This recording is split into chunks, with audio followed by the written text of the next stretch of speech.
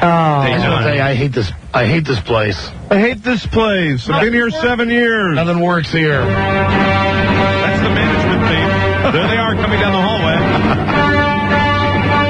I just had it out with them today. Yeah. Over a variety of issues that really have nothing to do with this radio show. This radio show's an island unto itself. Yeah.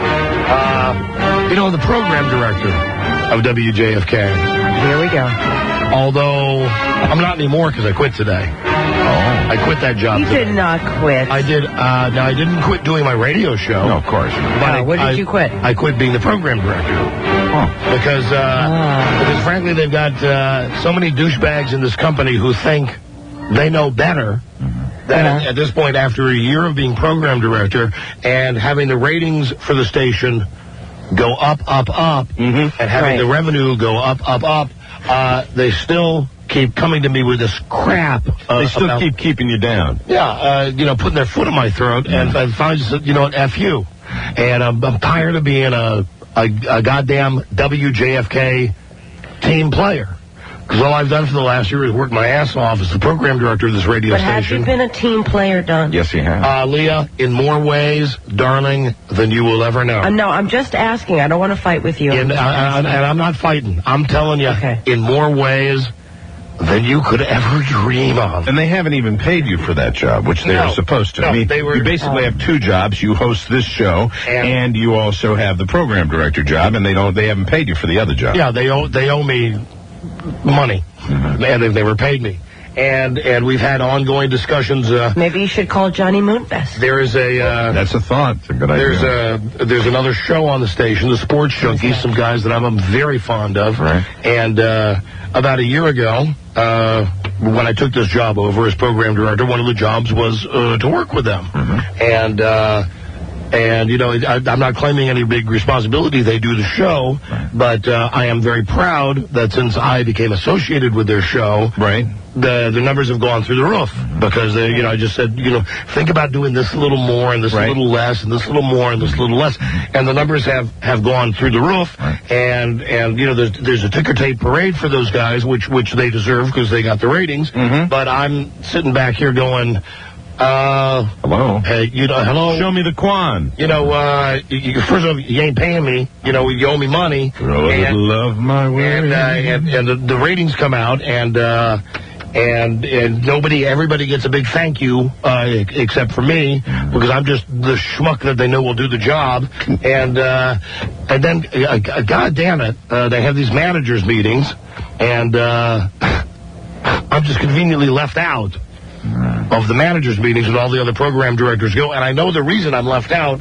The reason I'm left out is Jeremy Coleman, that little weasel who is the program director of WNEW, who is the supposed consultant of WJFK. And lifelong Dynamite enemy. Yeah, and what he does is he represents WJFK radio at these managers meetings. He says to the people, well, now, why do you need the program director of WJFK when I, the consultant from WJFK, can show up? Do they still go to a fancy location for this meeting? No, it was in New York this year. Oh, they don't. Yeah, oh, they had it up in New York. Yeah, it was cost cutting this year. No trip to Hawaii. So there's been a slow burn with a lot of things on this station, like where I want to do something on the station, a small little thing, and they'll say to me, why do you want to do it? And I explain it to them, and it's like I got to jump through friggin' hoops.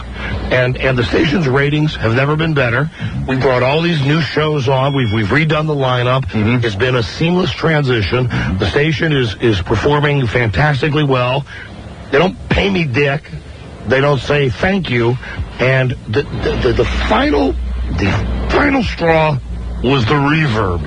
That this was your baby. The one change that I made to the sound of radio station WJFK was to put reverb, which is a little echo. And I mean, there's not enough echo on this radio station that unless you get in your car and you turn the knob all the way up, you will hear it. Right. It is. Why do you need that? It is small and it is subliminal. I'll tell you why you need it. Okay. You need it to give your station a distinct sound, so that because we're a talk station. So when people hit button 106.7, they'll have a different. It's a way of separating yourself from the pack. Also, our signal sucks, and it's a way of giving the station a broader, as I like to call it, Phil Spector wall of sound. Yeah, a fuller sound, and it's neat. It sounds fun. It sounds different. And when we first put it on the air, G. Gordon Liddy bitched about it, and they were willing at that point to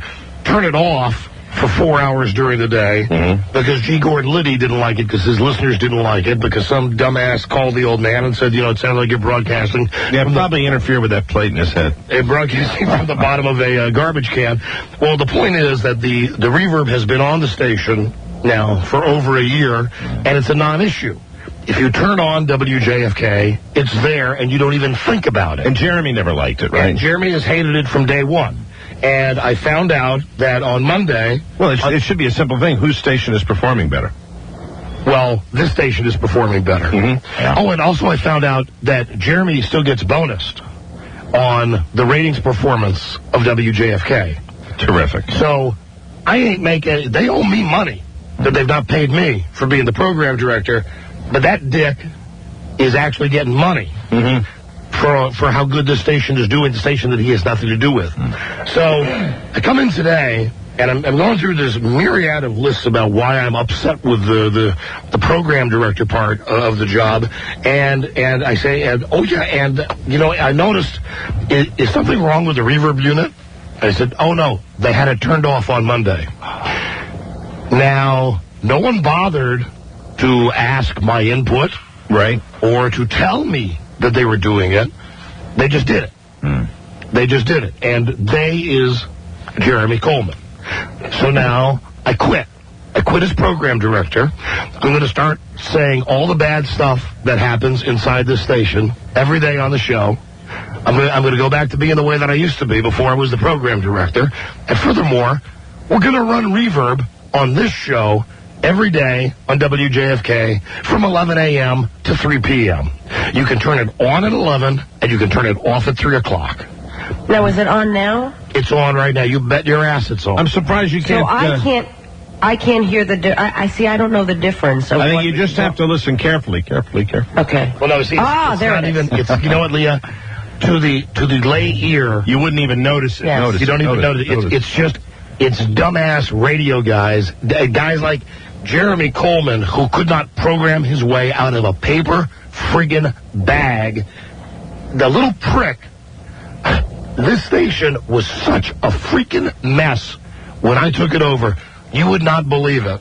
The station was disorganized. The station had no morale. The station had, my God, the way that it was run behind the scenes was freaking ridiculous. As soon as he leaves, we get all that stuff straightened out. We get all of the business side worked out. All of the stuff on the air worked out. We get the fag sounding announcer off the air. We get a real guy with a big voice on the air to be the new station voice. Right. And the only thing that he hasn't liked the whole time is his little power play. Is the reverb. And don't think he's not, he has this mellow little demeanor, but he likes the power plays. Yeah. And he's got his own way of doing it, but to make no mistake, he will challenge. He will stay. If there's something he wants, he's like a spoiled child. And he will get it. It's not like CBS FM reverb, and it's not like WABC or WLS reverb. No. It's small. Subtle. It's tiny. You can hardly hear it. But you know what, Don? That doesn't really even matter. The point does, is, Leah. When somebody... No. I'm saying if they like the reverb or not, because overall, you look at someone's statistics and you go, they're great, or my employee statistics are going up, or they made this much money for the company this week, or whatever, and you overlook little petty things like that, and you allow people to be who they are. Not Jeremy. And for them to but for them to penalize you for and your show for turning things around the way you have, you did the right thing, in my opinion, and let them come crawling back to you. No, fine, and they'll come back. They'll come back. They'll come back. Trust me, they won't come back because this is what Jeremy has wanted. Yeah, he wants you out. Since I was program director from day one. He wasn't for the decision to start with. I mean, right, but isn't there somebody bigger than Jeremy? Damn right there is. Well, yeah, Stuart Little. Stuart Little. No. But when things turn around, when they'll see they will see a decline. No, and you know what? I don't know if they're going to see a decline because, frankly, of course they will. Well, right now the station is set up pretty good. It's more an insult to you. It's going behind your back, and they're basically flipping you off after you've done the work here, and you've done the work without bitching about getting paid. You did it because you wanted to do it, and you were into it, and it sucks. I mean, it's more evidence of the way we have been handled at this place, and it's very frustrating. It is very, and they very don't frustrating. buy you fruit or have coffee. You know what? That's right. Let me tell you, if you want to use that analogy, Leah, I will tell you that we haven't had fruit purchased for us for many, many months. Never. Really, that's weird. We bitch so much and we complain so much that I really think that they just have an attitude here that no matter what they do, that we are going to be, complaining and bitching. But the fact of the matter, the fact is that's the act. That's the show. And you know what? For the benefit of our listeners, we've really tried to cut back on the whining and complaining. Sure. Because we realize how tedious it sounds. It does, and you know what? And it's not like we're going to completely go over the top with that again. But the attitude behind the scenes here with management, in my opinion, for years and years and years, they have just chosen to ignore the rating success of this show. The bottom line is, you were talking about, Leah, with statistics and overall, and they've just chosen to look the other way and take it for granted, and then nickel and dime us on everything they possibly can, and who knows? I mean, all I know is with being the program director, I work my ass off. Really work my ass off. Yeah, you talk about how you love it and how you have a passion for radio, but the bottom line is, and it's very similar to when you were doing the football show, you love it, it's passionate, you enjoy it, you love your work, but the fact is, it's work. It is not play. It is work, and it is what you do. It is your passion in life, but the fact is, it's still the hours and the time. I mean, really, long hours. I mean, I come in here, I do this radio show. You love what you do. Radio is your life. I love it. We've always said, I love being here all day and all night. You dig it. But it's still, you don't love it every time when you have to be here all day and all night. When you're dealing with like 8 meetings a day and you have to do that, that's work. But they don't give a rat's ass about that. They don't pay me. I'd like my money, please. Yeah, I'd like my money, please. But not to mention, more than the money, I'm hearing that you guys get really no validation. None. For the work that you do. For our show, they will tell us for our show here, and we've heard this before, and we're fine with this. Your validation is your paycheck. That's what they say. And for that, no. And for that, we're agreed with. We're fine. No, that's not. No, Leah, you know what? We don't listen, honey. We don't need our asses kissed by management. No, but I know what she's saying. I agree with her. I mean, I will tell you that that's right. That they will tell us that the validation is the paycheck, but the fact is, that's not true, because you're giving a show and they're giving you a paycheck. So that now you're on equal ground already. The paycheck is not something that they're giving you. That is like trying to sell a house with the indoor plumbing, but you get that too. You get the bathroom. It comes with the job, babe. The paycheck comes with the job. You're right. You ain't giving me nothing that I already didn't have coming my way. I just want to stop this now, because this on my part, I believe, is becoming diva-ish. This is not an issue about... you're not becoming diva because we're talking about it. This is not an issue, though, about our show. This is just me saying to Ken, to Jeremy, F you, I quit being the program director of WJFK.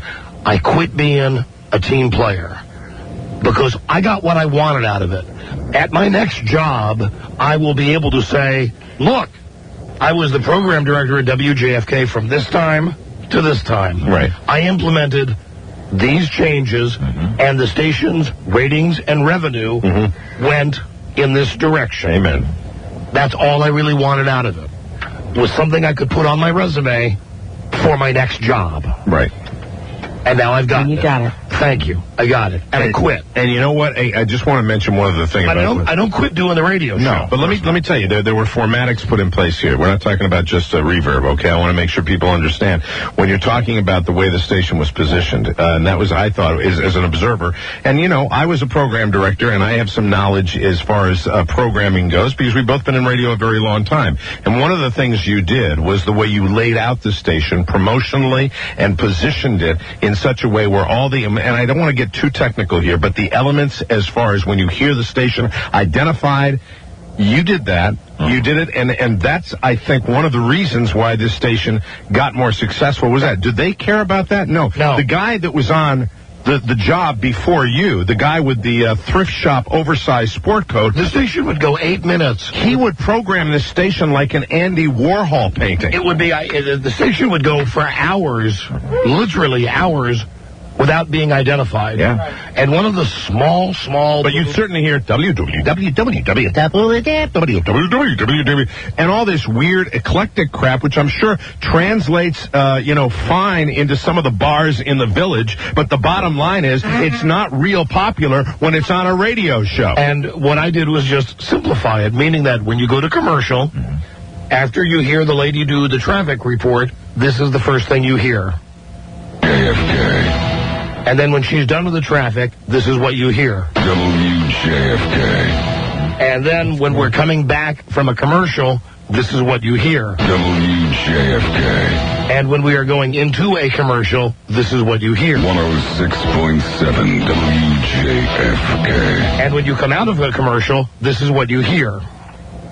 Washington Superstation, 106.7 WJFK. I mean, listen, I'm not here saying I'm reinventing the wheel. No, but you went back to some basic formatic ideas because you have to keep it simple because people, the way, I can't explain this. Yeah. I can't explain the way we get ratings. But let me suffice to say, you have to make it very clear and very simple as to what people are listening to or it's going to get botched up. And when you try to make it too confusing and too esoteric, like it was before. I mean, it was so esoteric, I didn't know the radio station. You would hear stuff coming out of the left channel, stuff coming out of the right channel. You would hear stuff from like 1950s movies. And yeah, it wasn't a radio station. It was an art project. And somewhere in the middle of it, you would hear WJFK. Well, you know what? Out in the majority of radio land, what people are hearing, they're like, well, I like that the people on that station. What was that station? Yeah, exactly. That's really how people. I listen to radio like that. I want to know what it is. The other genius move that I made.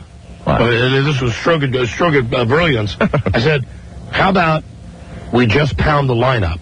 Right. We just pound the lineup. We don't try to pretend that we're MTV. And here's the result. Listen to this. Howard Stern, Don and Mike, Opie and Anthony, the Sports Junkies, and the Washington Redskins. 106.7 WJFK. Keep it simple, stupid. That's it. And you know what? It's paid off. It's paid off because the ratings are better.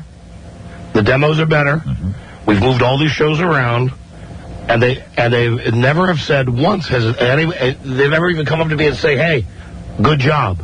Because you are labeled by everybody here as the loose cannon, the hothead, and so nobody's ever going to just take that aside and say, hey, but what about this? Because but they tell me in private. They tell me in private. They'll go, wow, that meeting that you had, like a meeting that I have to go to with all the other stupid Infinity program directors. Right. They'll say to me afterwards, Ken will say, wow, you know what? Dan was really impressed at how bright you are. Dan really thinks you could program a radio station. Right. Hey, listen, you stupid ass. Hello. I am programming a radio station, but not anymore. I heard you in that meeting. You were very well spoken. Yeah. Terrific job. That's like saying, you never want to hear somebody was surprised that that you are talented or bright. Well, the fact is, you programmed WAVA. Yeah. I mean, it's been done before. I've done it before, so, F them. And the reverb, I'm going to make an issue about that. It gives this station a distinctive sound. Yeah, it separated us. And since we've had the reverb on, the ratings have been better. And it's not an overbearing, oldies radio type reverb. And if you guys want to take it off, you can take it off 20 hours a day. But not the 4 hours a day that this show is on. Unbelievable. Because I'm going to be as big a prick about it as G. Gordon Liddy was. when G. Gord Liddy was over, well, I'm not going to do my show if they have the reverb on. And they actually came to me at that point when I was the program director. We still worked here. And they said, would you consider turning off the reverb? Well, you know why he didn't like the reverb? 4 hours a day. You know why he didn't like it? Yeah. Let me show you what sounds really bad with reverb. This sound. That's the sound of a man going through a newspaper. Just what he did every day.